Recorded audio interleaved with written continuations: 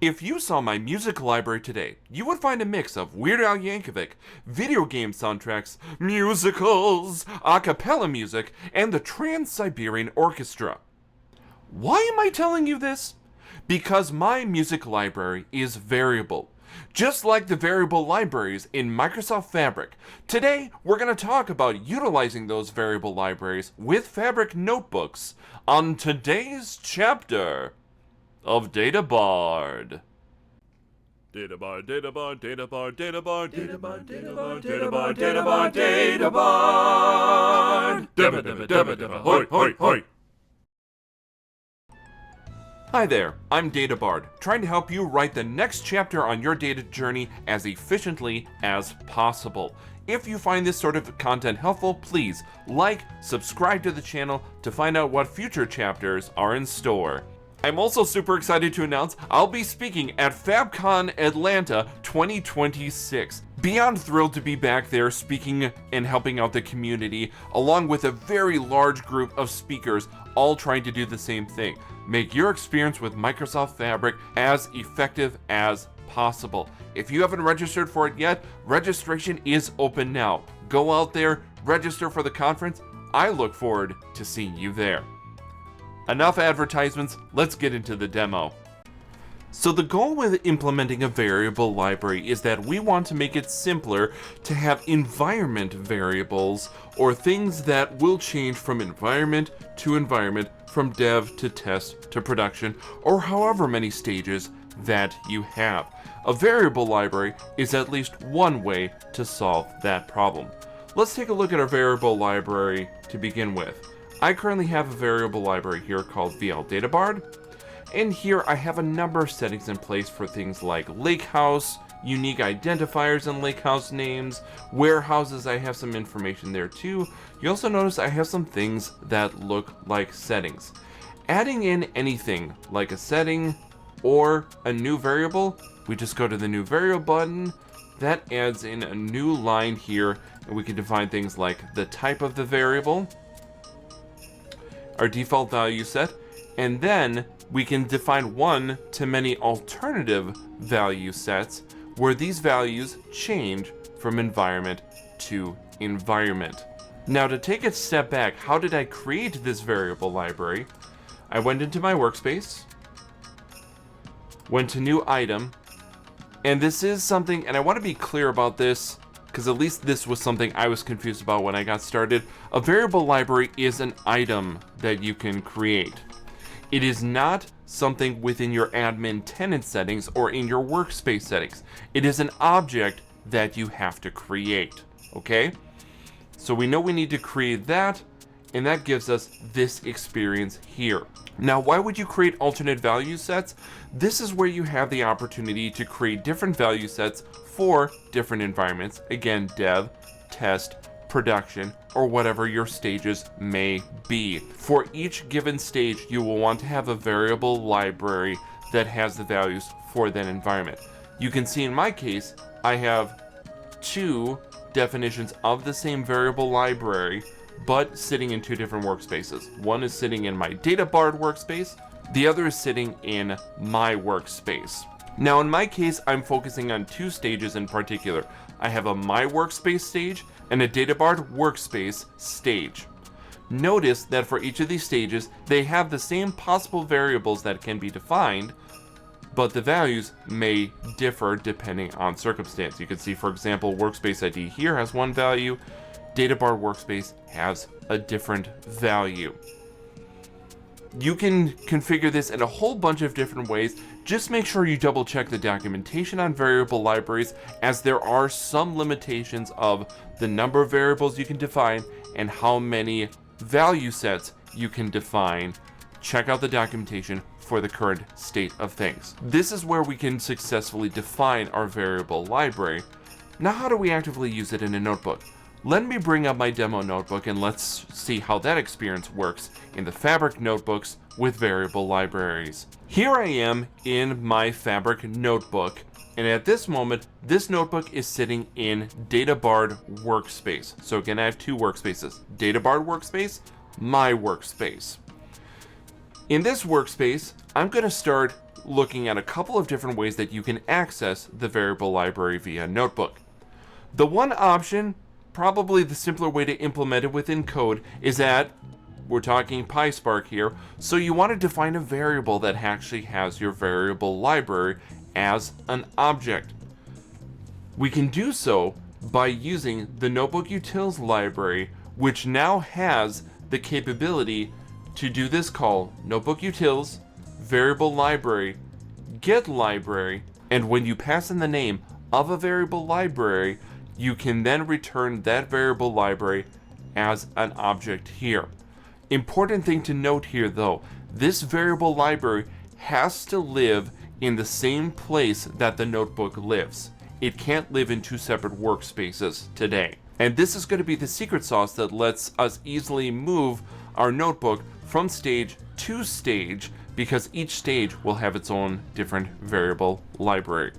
Once we successfully get the variable library in a variable, which is a little bit weird if you think about it. It's a variable library, which is actually a variable that holds variables. Like, there's some weird variableception going on here, if you're an Inception fan out there. But what it enables us to do is it enables us to now get access to the values inside. So here's an example where I'm defining a variable, and to do that, I'm using the getVariable function, defining this. This is the name of a variable that I defined in the variable library, and the value gets returned back, which is this value here. Now, to be clear, which value did it return? As we saw earlier, there are multiple value sets. This is returning the current active value set for the variable library. There's a lot of V's in here. I double checked the documentation on this, and at the moment, you cannot get access to an inactive value set. You can only get access to the value set with this getVariable library call. That allows us to get access into the variables. There's one other way that you can get into it too, under the same restrictions, but it doesn't necessarily require you to define the variable that holds the variable library as we did above. Here, you can use Notebook Utils, variable library again, but in this case, instead of get library, we just call get, and here is a notation where we can call the base of our workspace, the name of our variable library, and then the specific variable that we're looking for, and here you can see we can get access to that as well. All well and good, but how does this provide value in a notebook situation? Here's a couple of use cases that I think will be most helpful. First one is if you're in a situation where when you deploy from environment to environment, that means more than likely the storage that you're accessing, presumably a lakehouse or potentially a warehouse. As you saw in a recent video, we can do PySpark with warehouses. If you want that to be dynamic and you don't want to have to change that value after you do the deployment, now you have the option of defining those values as variables. Here I was able to do a simple definition of a workspace ID and a lakehouse ID, and with that I can then use an absolute path to the lakehouse structures to get access into Delta tables and files that exist in a lakehouse. So you can see here I'm passing in the workspace ID and the lakehouse ID here into the absolute path. That allows me to get into this table here. And to be clear, since this is the absolute path, what does that mean we can do? We can cross workspaces this way. If you know what the GUID values are going to be for your workspace IDs and your lakehouse IDs, you can put those pieces of information in your variable library, and by having them in your variable library, you now have an easy way to make the change from stage to stage without having to change your code. In the same way that you can do this with lakehouses, you can do it with warehouses as well. So here's an example of connecting into PySpark into a SQL Analytics endpoint and returning the data from a table in a warehouse. Same thing, same principles, but again, this code I do not need to change from environment to environment because it's accessing the same variable. Last place that you might use this is in configurations of your Spark instance. And for those of you who like a little bit of more control over your environment, this is an important thing to note. There's a magic in Fabric Notebooks, %sign configure, that gives you access to define the configurations of your Spark instance. In this case, defining what is the default lakehouse for this given run of the notebook. That is pretty cool when you think about it. Moving notebooks from one stage to the next, the default lakehouse does not change unless you take actions to do so, which you can do in Fabric deployment pipelines. But here's another option where I don't even need to set that setting in the deployment pipeline. I can just move my code. And this is for setting up things like default lakehouse, timeouts of your session, if you want to have certain controls over executors in terms of size or number of executors. Those are a lot of things that you can configure here. Make sure you check the documentation for that. But an important thing to call out to have that actually take effect. Bit of a weird thing that I've been noticing so far. When you want this configuration to take effect, you want to hit this button to start your session using this cell, versus just connecting to a brand new session. What happens if you connect to a brand new session? This will take a couple of seconds. Your session starts up, and if I try and do the configuration now, it's going to throw an error saying that the current running Livy session must be restarted for the config changes to take effect. Well, I just started my session. Like, I wanted to give the configuration to the session. No, when you hit the button, you're starting a session that is starting on a default configuration, and now this is trying to modify the configuration. If you do this, you would have to add in a -F to force your configuration to take effect, but that is going to have a whole lot of major implications to your code, so I would recommend not doing that. Instead, what you want to do, when you want to start your session, start it by hitting this. And this is more for ad hoc purposes. When you automate this, I don't believe this is the same issue.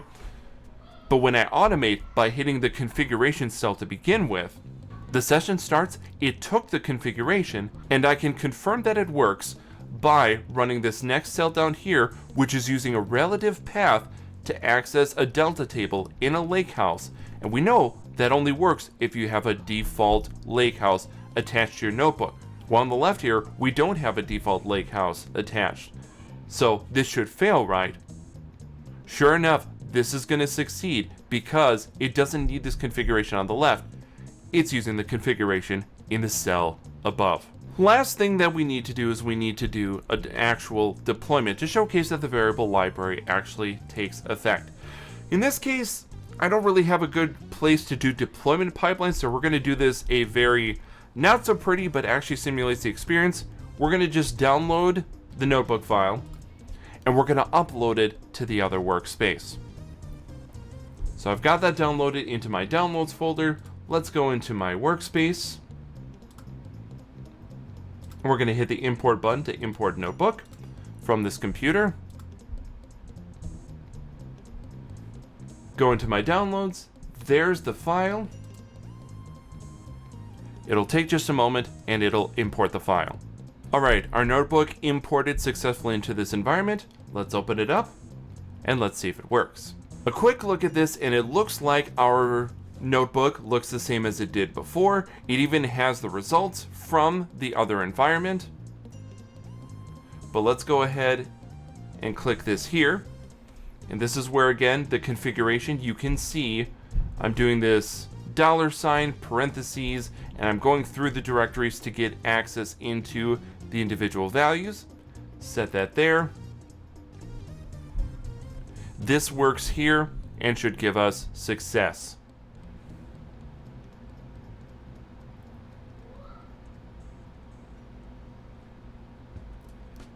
And I know this looks like failure, but this is actually success, because in this case, this dimension customer write table only exists in one of the two workspaces. It exists in DataBard workspace. It does not exist in this workspace. Because this failed, we know it's not accessing the same environment it did before. It's accessing a different environment, all through the power of variable libraries. With that, a quick demonstration, and we can see variable libraries are going to improve our ability to work with Fabric notebooks, and especially for organizations who are looking to do deployments between stages, but don't necessarily want to get to the full sophistication of something like DevOps. I think this is going to open up a lot of doors for organizations to find a little bit of improvement in their lifecycle management of their notebooks. Does bring us to the end of this video. Thank you for watching, and again, like, subscribe to the channel, and share this video with others who are looking to get into the notebook experience in Microsoft Fabric. Have any follow-up questions? Hit me up in the comments. I'll do my best to answer the questions either there or in future videos. For now, I'm DataBard, and I'll see you in the next chapter. Today's chapter may be done, but that doesn't mean the story is over. If you are looking to work with someone like me to improve your data strategy or implementation, go to bakertilly.com/digital, fill out the contact form, and let's see how we can help you take the next step on your data journey.